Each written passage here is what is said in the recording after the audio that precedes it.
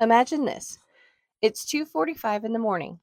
You're sound asleep in your stateroom aboard the luxury liner Morro Castle, sailing on its final night from Havana to New York. Suddenly, you wake to the sound of frantic footsteps pounding down the corridor and the unmistakable smell of smoke seeping under your door. By dawn, 134 lives will be lost, and this magnificent ship will be reduced to a smoldering ruin. But that is only the beginning of the story. All right, welcome back to Fantastic Footnotes.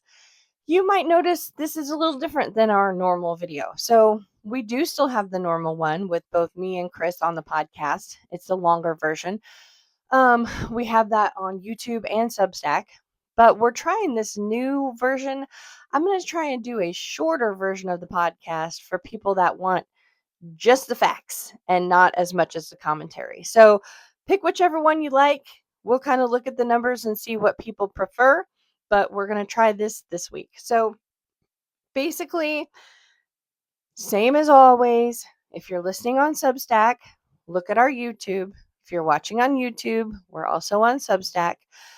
If you only listen on Substack, though, I would kind of encourage you to look at the YouTube channel because I'm starting to do some extra videos around whatever topic our podcast is about that week. So, last podcast was about the ghost of Bardstown, Kentucky, and there's a video up on YouTube now about bourbon and the history of some of those bourbon bottles and some of the hidden symbolism in those. So if you want a little bit extra, go to YouTube and watch some of those extra videos that we're going to be putting out.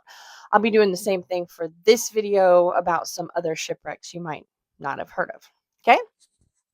All right, source-wise on this podcast, I want to be upfront. I didn't use too many web sources, but the ones I did, I'll definitely put in the notes in the description on YouTube. But the main sources I used this time were 2 episodes of a podcast. If you have never listened to Shipwrecks and SeaDogs, if you like shipwrecks and ocean liners and things like that, fantastic podcast. And he actually did 2 different episodes on the Morro Castle. One was basically just the facts, and then the other one, he interviewed a woman who had written a book, and they talked about what she had discovered.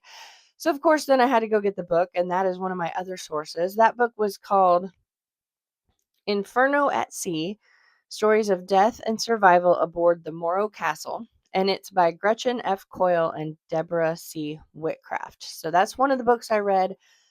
The other one I read that I really liked was called When the Dancing Stopped, The Real Story of the Morro Castle Disaster and Its Deadly Wake, and that one was by Brian Hicks. So those were our 4 main sources for this topic. All right, so just to kind of give you some background, this disaster happened on September 8th, 1934. So that's the time period that we're talking about. Background on this ship, okay? The ship itself could hold about 532 passengers. It had 194 staterooms. And this ship was built with funds from something called the Jones-White Act, which was really kind of cool. So this act allowed companies like the Ward Line, this was a Ward Line ship, it allowed these companies to borrow money from the government to build their ships. Now, there was one little caveat to that. They had to build their ships to the specifications that the Navy listed so that in wartime, these ships could be easily converted into warships. The reason they passed this act was because a lot of the Navy ships had been just decimated by World War I, and the government needed to rebuild its stock of warships, but they didn't want to completely finance off of that. So they lent money to these big cruise ship companies, basically, so that they could build the ships, and then the government could use them if they needed them. So the Ward Lines actually borrowed $6.8 million to build the Morro Castle and its sister ship, the Oriente. They were the first 2 ships built with this Jones-White Act. And of course, the government did not want these ships to fail because they wanted to get their money back. And so the Morro Castle was actually awarded a government contract to run mail between New York and Havana and back. And that contract alone, no passengers, no freight, Nothing. The contract for the mail alone got the Ward line $750,000 per year.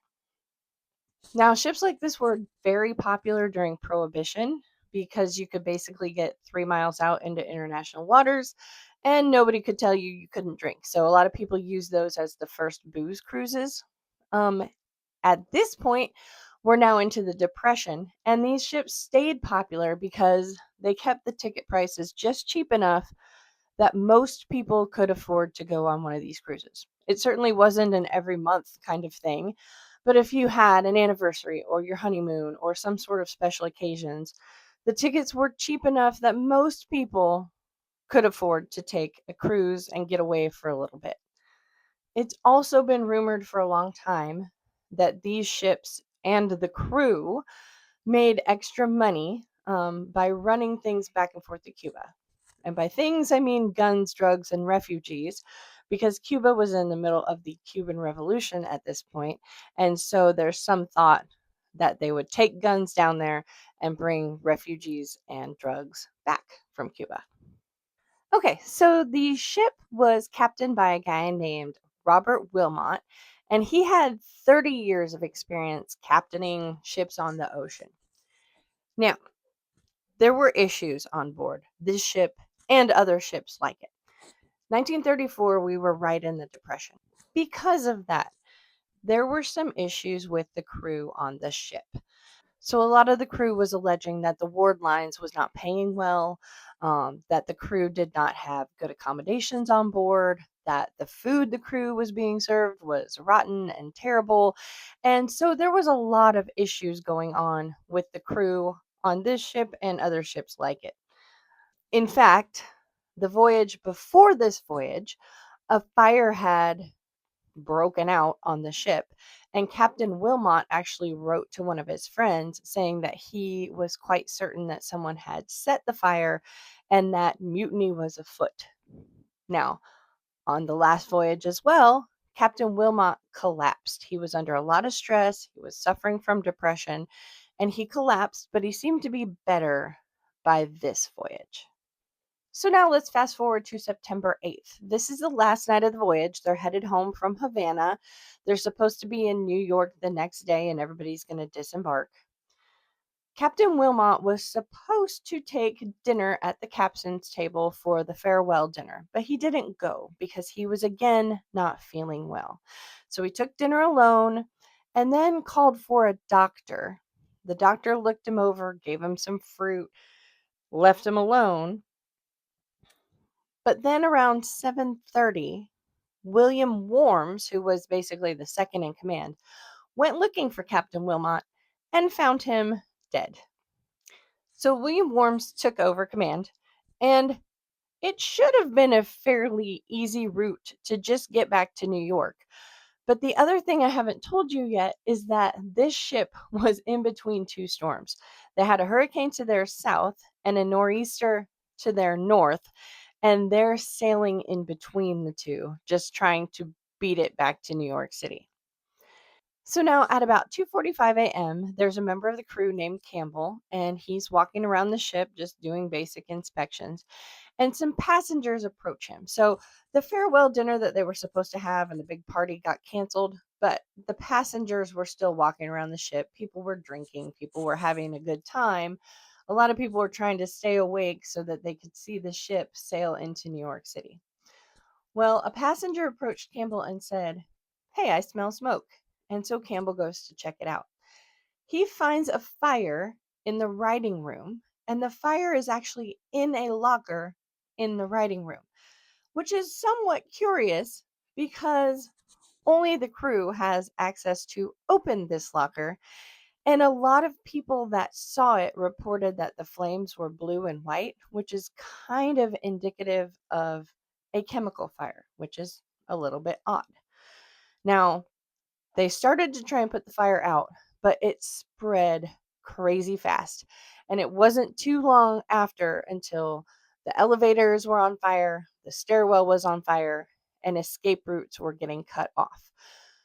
Couple reasons it spread so fast. One, it was very windy because they were in between these two storms. In addition to that, The ship had sort of like air conditioning where there were vents behind the walls that would allow the sea air to go through and kind of cool the ship. And as you can imagine, that would spread a fire on good days, but then, we add to the fact that it's windy because of the storms.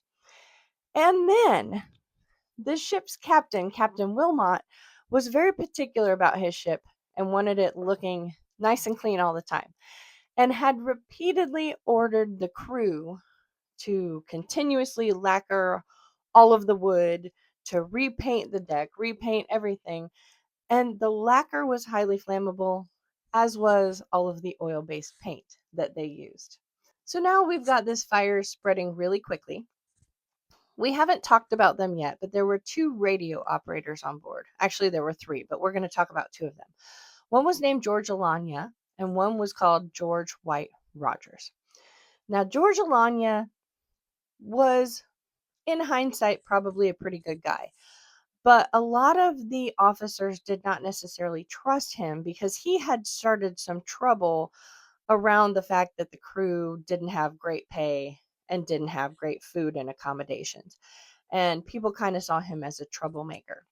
Now, George White Rogers was seen as an absolute hero during the disaster, but we're going to talk about him more later as well. So, George White Rogers was manning the radio and should have sent an SOS, but refused to do so without the captain's permission. So he continually sent George Alanya to run up to the bridge, ask the captain for permission, run back. He didn't get permission, run up to the bridge again, and would not send that SOS until he had explicit instructions from Captain Worms to send it. Now, Worms was in the middle of a million things. His boss had just died. He's got two storms, and now he's got a fire on board. It is thought that he didn't know how bad the fire was and how quickly it was spreading, and that's maybe why he did not give the go ahead to send the SOS. Now, the crew is actively trying to fight this fire, but here's the problem. Captain Wilmot did not want to interrupt the passengers. So he had never done lifeboat drills, had never done firefighting drills, had never done any of that because he saw it as an inconvenience. So there were a lot of fire hydrants and firefighting materials on board. I believe there were 42 fire hydrants. However, the crew started opening them all and tried to fight the fire, but nobody had ever been trained on the fact that you're only supposed to have 6 open at once, or else the water pressure absolutely drops. So you've got this crew trying to fight fires, but they don't know how. There's no water pressure because they didn't understand they couldn't open all the hydrants at once. And this fire is still spreading at a crazy pace. So finally, Alanya gets permission to send an SOS. And he goes back to Rogers, says, "Go ahead, send the SOS." Rogers does, and split seconds after he does, the battery for the radio explodes. And so now we're in a situation where they don't even know if the SOS actually got sent. The crew was trying to help people get out of their cabins, wake people up. Even the kitchen staff was running up and down the halls, banging on pots and pans, telling people to get out of their staterooms, put on their life jackets, etc., etc. But of course, we've got fire in the elevator, fire on the stairs, and there's not a lot of places people can go. So the cruise director starts herding everybody to the back of the boat, thinking that if they're all kind of in the same place, they can then move from there and get on the lifeboats and be safe. Unfortunately, the routes to most of the lifeboats were cut off.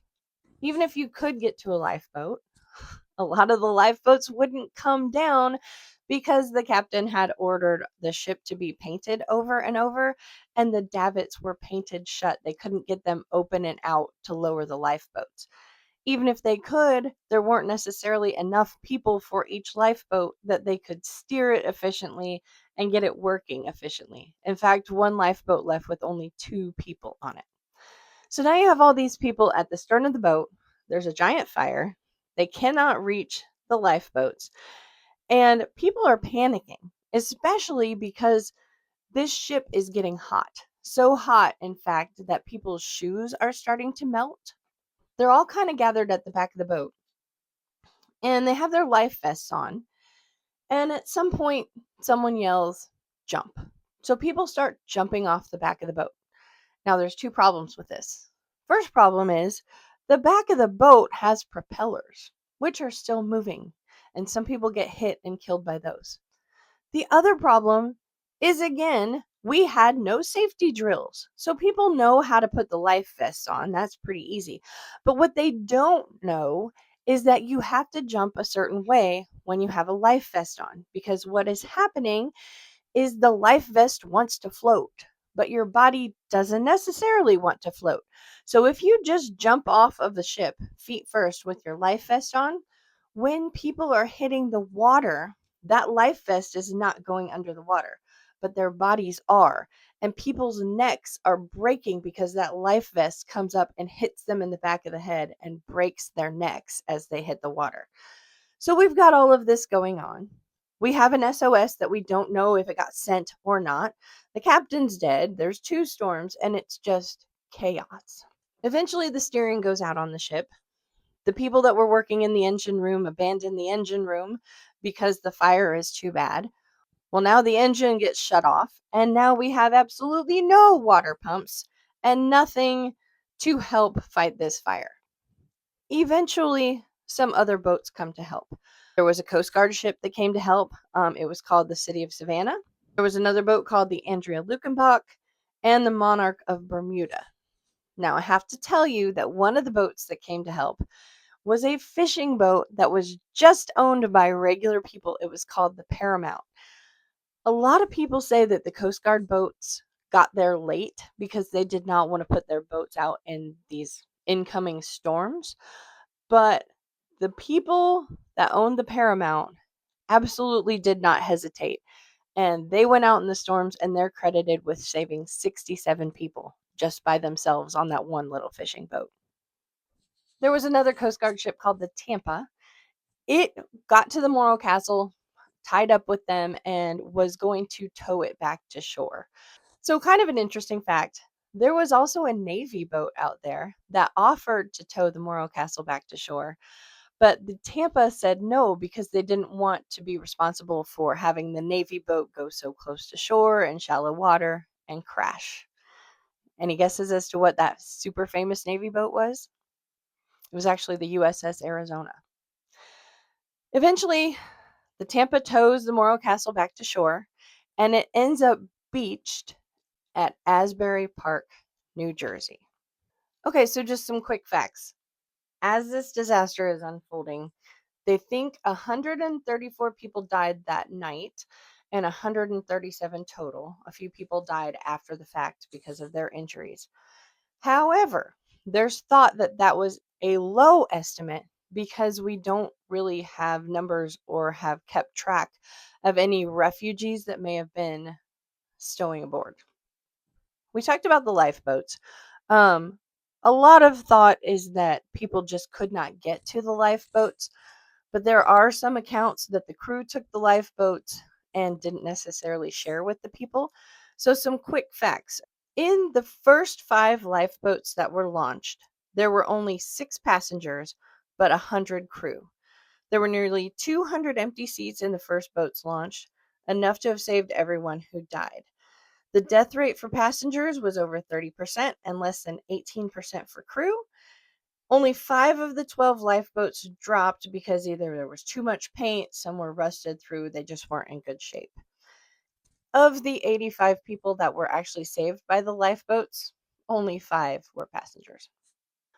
All right, so now you've got this giant ship on fire, beached at Asbury Park, New Jersey. There are people still coming ashore. People on the shore are helping people that they see in the water come ashore. But here's the crazy thing. This is during the Great Depression, right? Asbury Park is absolutely a season town. So, if you're in a town like Branson, you have a season, right? After season, everybody goes home, things shut down. It's not open anymore because you don't have as many tourists. Well, Asbury Park was closed for the season, but it was the Depression and these people needed money. And now they have this giant shipwreck come ashore right in their town. Estimates are that in the first 2 days that ship was beached there, somewhere between 100 and 200,000 people came into Asbury Park to see it. Everything opened back up, the restaurants opened, the stores opened. People started selling tours of the Morro Castle. Like, just random people were like, pay me $5, I'll take you to the boat. And then once we're on the boat, oh, by the way, it's still burning, so you need a gas mask, pay me another $5. Oh, and you need a flashlight, pay me $1. So this whole thing became an absolute tourist industry in itself. There was rumors that the city council of Asbury Park was actually trying to purchase this boat from the ward lines to leave it as a permanent tourist attraction. Now, that was kind of morbid, didn't go over super well, and eventually the boat was moved. They did not end up purchasing it. But the other part of that is that one of the things in the cargo hold was a whole bunch of uncured animal hides, and apparently it just started to stink to high heaven. And that's when the people of Asbury Park decided that they wanted it out of there. In March, the Morro Castle was towed to Brooklyn, where it was put up for sale. It was bought by a Union Shipbuilding Company and taken to Baltimore to be scrapped. Some of the crew of the ward line was investigated. Some of them were actually charged, but they appealed, and nobody ended up serving jail time for any of the things that happened during that disaster. Let's talk about the hero of this disaster, George White Rogers. He was that radio operator I told you about earlier. And he was seen by many as a hero because he sent the SOS. And there were some reports that he was helping people and helping the crew and helping the passengers. And he was seen as a hero, so much so that he actually had a little stint on Broadway where he'd come out before the Broadway shows started, give his account of the disaster, and then let the show begin. Didn't last very long, but people did see him as a hero. However, when they started investigating the rest of the crew and the captain and everything for everything that had happened, George White Rogers' name came up, but he was never charged with anything. But one of the FBI guys that was investigating dug up a lot of information on this man. So I'm going to tell you a little bit about him, and you're going to make your own decision as to whether or not you think he was involved. Okay? So here is the story of George White Rogers. Not much is known about his childhood. His parents died. He lived with grandma. He moved schools a lot, and most of the records indicate that he was kicked out for stealing, and in one case, actually sexually assaulting a younger boy. So, not good news. Okay? In 1929, George met a guy named William Egert and went to work for him in Egert's radio shop. Things kept disappearing from the shop. Rogers did not get along with Egert's son. Weirdly enough, the business burned down, and the police said that only Sam, which was the son, and Rogers had keys to the business. It was highly suspected that the business burned to cover up a robbery. After this, Rogers went to work at a different radio shop. Things again kept disappearing.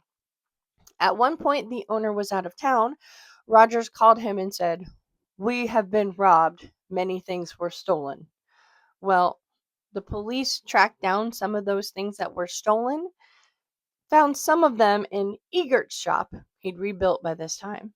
And when asked about it, Egert said, "Oh, Rogers sold those to me. He brought them in and sold them to me." The police had always suspected it was an inside job, but that kind of was even more proof. He never got charged, and in part, he never got charged because the owner didn't want to press charges because he was afraid of Rogers. So now after this, Rogers is working for the ward lines, working on the Morro Castle, sent the SOS, did all of his things. But after the Morro Castle and after his failed stint on Broadway, he goes to work for the police station in Bayonne, New Jersey. Goes to work with a guy named Vincent Doyle. Now, Doyle didn't like him at first, but eventually they started getting along okay. And so Doyle didn't report when things started to disappear. Eventually, people would ask Rogers about the Morro Castle and the disaster and all this. And eventually, Rogers started bragging about some weird things. He started bragging about how he knew how the person had started the fire. And at this point, it wasn't even necessarily a thing that somebody had started the fire, it was a disaster and an accident. But Rogers started talking about how someone had started the fire in very specific ways. He told Doyle how the fire had been started with a pen and how it had acid in it that burned through copper. And then when the chemicals mixed, it had started a fire, and how it had been placed in a jacket pocket so that nobody could see who put it in the locker or who took it out, and all these things. To the point where eventually Doyle just asked Rogers, he said, "Why'd you do it?" Not, "Did you do it?" "Why'd you do it?" Rogers said, "Oh, the ward line stinks and the skipper was lazy." And then pretty quickly clammed up about it because I think he kind of realized that he'd basically confessed to it. So, not so long after this, a package shows up at the police station. This wasn't strange because Doyle and Rogers both worked for the police station and they did radio stuff and electronic stuff. And other police officers and members of the community would bring them electronic devices to repair, to fix, to help them with, etc. But this package shows up at the police station. Rogers accepted it, but it was for Doyle. And Rogers tried to give the package to Doyle like 3 times, and Doyle kept forgetting to go get it. Eventually, Rogers brings Doyle the package. When Doyle opens it, he finds a homemade fish tank heater inside and a note that basically talks about how somebody had made the fish tank heater. It was just a cord. It starts working when you plug it in, but they wanted a switch added to the cord so they could turn it off and on. Rogers was there, but as soon as Doyle goes to plug it in, Rogers leaves. And wouldn't you know, it explodes. Pretty quickly, police suspected Rogers because of the circumstances and the things that he'd said, and also the fact that after the explosion, pieces of the bomb like disappeared. But not disappeared, but like this room that the bomb went off in, he had taken pieces of that bomb and stuck them behind shelves and things so that people couldn't find them. He was like the first person on the scene, the first person that could have had access. And so pretty quickly the police suspected him. Also, the note that came with the fish tank heater appeared to have been typed on the police station typewriter. Eventually, they charged him, and Rogers went to jail for 20 years. But that is not the end of the story. So, pretty soon after Rogers ends up in jail, Pearl Harbor was attacked, and a lot of police stations around the country allowed people who were in jail to apply basically for clemency so that they could get out and go serve their country. Well, over 350 people in New Jersey applied. Only 31 got it, and George White Rogers was one of them. So he got out, applied for his radio operator's license again, and was gone with the wind. After he was discharged from the military, he went to work for a place called Eastern Manufacturing, which was a defense contractor in New Jersey. He had a thing for a young woman there and kind of kept harassing her. She tried to be really nice to him because she also said that he was a little off and didn't want him to retaliate. But she actually already had a boyfriend, a sailor. And one night, Rogers goes to her house and finds her and the sailor together. And of course, he has a fit about the whole situation, says he's going to kill them both. Well, he didn't speak to her for nearly a week at work. And then he proposes to her. She, of course, says no. And pretty quickly after, she goes home violently ill. Now, nobody thought much about this at the time because everyone in the plant had been sick with the flu. So much so that the president of the plant came to investigate because so many people were sick that they were actually slowing down production. When the president of the company comes to visit, he went to get a drink out of one of the water fountains, and Rogers said, "Oh, don't drink out of that one. That one's poisoned." Which, weird comment, right? But the president came back the next day, and George White Rogers made the effort to track him down and ask him how he was feeling. Well, the company president thought this was kind of weird and had one of the chemists test the water in that fountain. Turns out it had been poisoned with potassium thiocyanate. This stuff is very deadly. Less than 1 ounce can kill a person. Of course, the FBI came to the plant the next day because you can't have your defense contracting plant having poisoned water bottles. So they started to investigate. So no charges were ever filed, but the FBI did find out that only George Rogers and one other person would have had any after hours access to that particular water station. Now, after this, Rogers befriends a guy named Bill Hummel and his daughter Edith. Bill's another radio guy, and they kind of bond over that. And pretty quickly, Rogers has this idea that they're going to take some money and go buy used military equipment, fix it up, and sell it for a profit. So he asks Bill for some money, and Bill's like, "Sure, this is a great plan. I'll give you some money." So he borrows the money, never gets the equipment. So eventually Bill starts asking questions. Rogers goes, "Oh, they needed more money for shipping." So Bill gives him more money. Stuff still doesn't come. Eventually, Bill's giving him money to hire a lawyer to find out why their stuff didn't come. And by the time it's all said and done, Rogers has borrowed at least $7,000 from Bill Hummel. This went on for years, but eventually Bill tells Rogers that him and his daughter Edith are going to move back to Florida and asks if he can have that money back to help pay for their move and get them set up in Florida. Well, about 2 weeks later, both of them are found dead in their home, both Bill and Edith. So the day that he is thought to have died, Bill was headed to the bank, and Rogers supposedly gave him a ride there. When the police found the bodies, Bill was beaten to death, and all the money that he had was gone. Edith had been also beaten to death upstairs. And weirdly enough, when they started interviewing people at other local radio shops, turns out Rogers had been buying equipment with $100 bills, like you would get if you just took a bunch of money out of the bank.